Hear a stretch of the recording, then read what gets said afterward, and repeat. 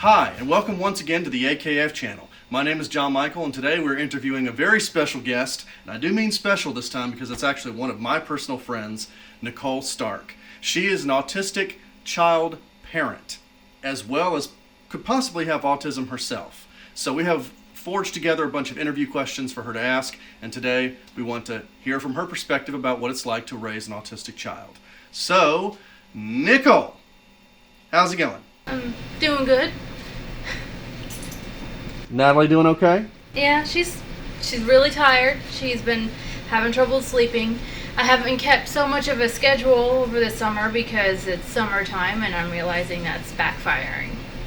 So, Nicole, first question is, how did your daughter Natalie get diagnosed? Well, she started eating things that weren't appropriate for her to be eating, like her own hair.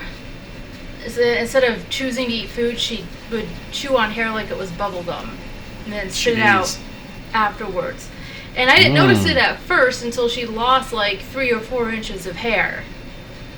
Jeez. And then I was like, whoa, something's not right here.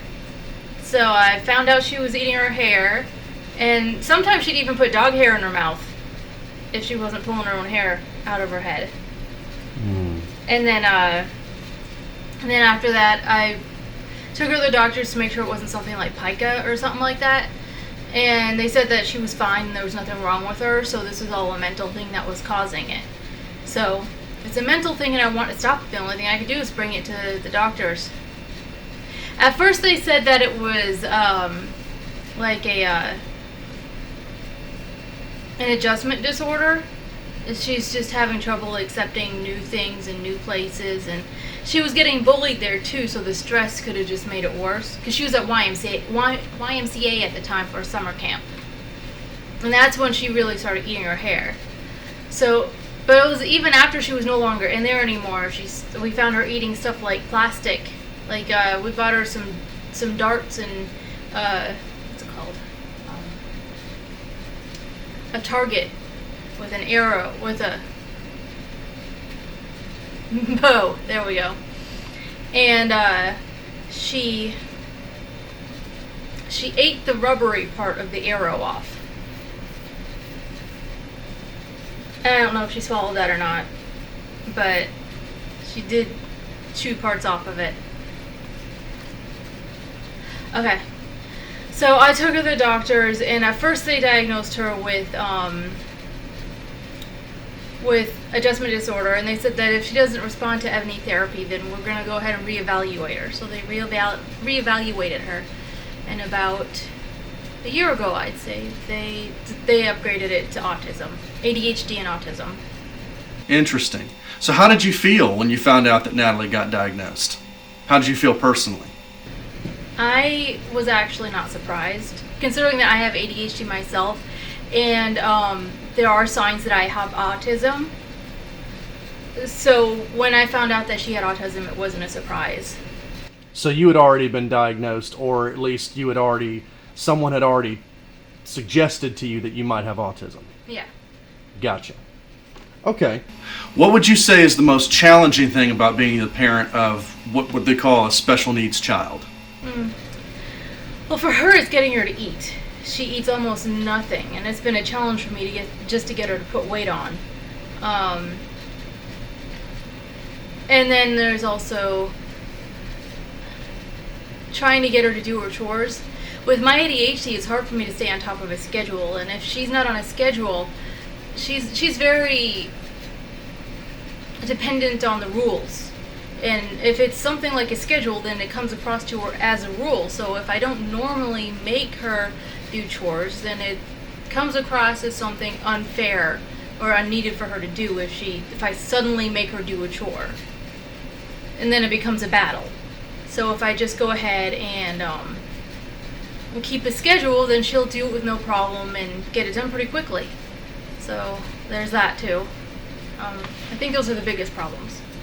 Okay, so obviously this is hard for any mom to answer this, but what would you say that Natalie's best quality is? She's really good at following directions when it's something that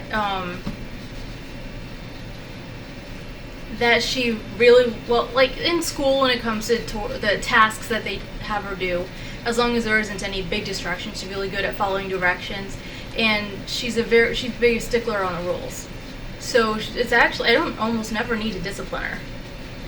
And she loves to learn, just loves to learn. She just sucks in any information she can get. She's a wet sponge.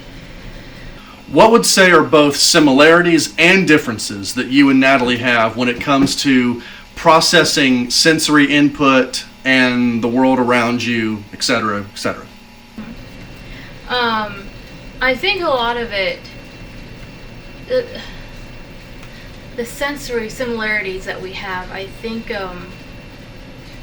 looking at faces when we're having a conversation, especially when we're stressed, it's harder to do. It's harder to stay looking at someone's face. And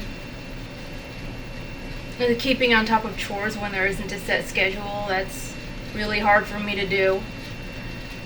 But if I keep up with the schedule, it's easier for me. It's less stressful.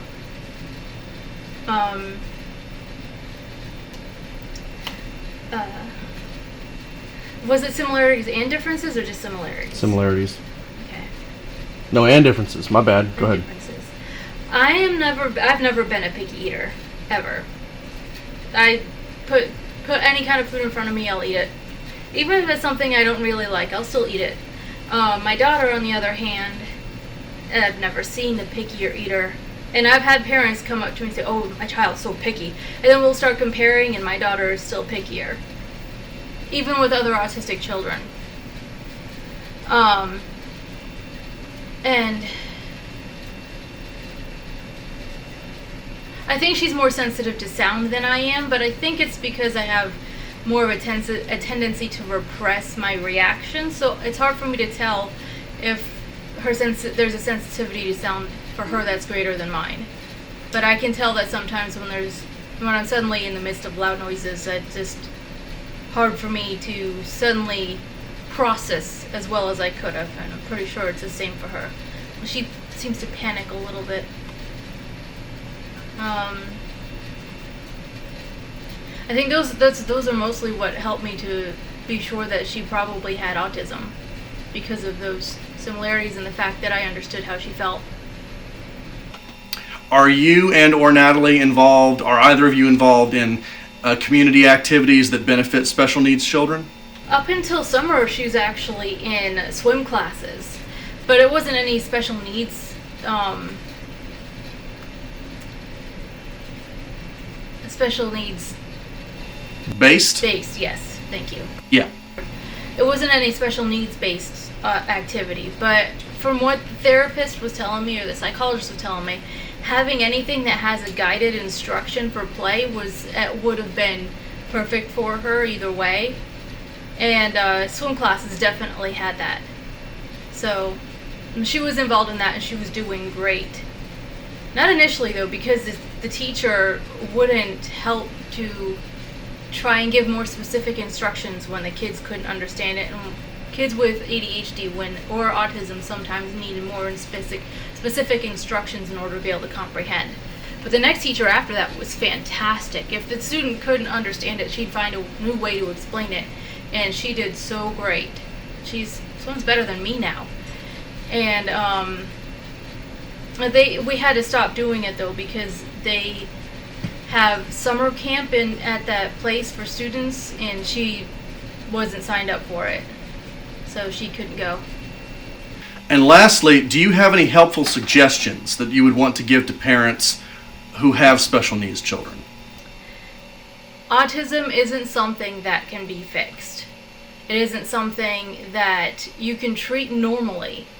If you can yell at a child and have them respond positively normally, that wouldn't work with autism, because if they aren't responding to you, it isn't because they're being defiant a lot of the times. It's probably because they don't understand, like, the instructions or something like that. Or if it's not something that is a regular part of their schedule, it's not something that they can easily adjust to. So, that's why a lot of kids with autism just can't handle it changes in schedules because they don't understand why it's happening. And if they can't understand why it's happening, it's something that's really hard for them to accept.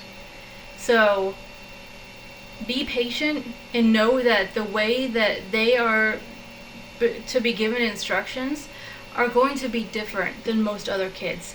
And they want to follow directions. They want to be obedient. The best way to help them with that is to be very specific and explain why things are happening. Explain why the rules are the way they are, the point of them, the reason for them. If they can understand that, and if you make them something that happens every time, you're consistent, then they'll be pretty obedient to you, and they'll be calmer and more easy to handle for doing that. Nice. All right, so now introduce her. This is Natalie. Hi, Natalie. Hi. You got anything? Wave to us. Is there anything that you want to say to your fans? Wait, I have fans? You sure do. People out there that love you and want to hear from you. I'm sleepy. Yeah, this probably wasn't the best day to take this interview, but take a look at me right in the camera and say, I love you, peoples. I love you, peoples. Not personal. So, Natalie, I have one question for you. What's your favorite thing to do in life? Be calm. Be calm. Well, that's a good thing to be. Anything else you want to say to all your fans? You exist. I do exist. Oh, they exist. Sorry. Yes.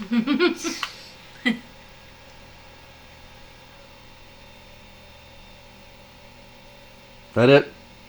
Yes. Cool. Well, thank you very much, Nicole and Natalie. And I hope you guys found this information helpful. That's all the time we have for today. But we'll see you right back here next week or next time, next video, next day, whatever, on here on the AKF channel.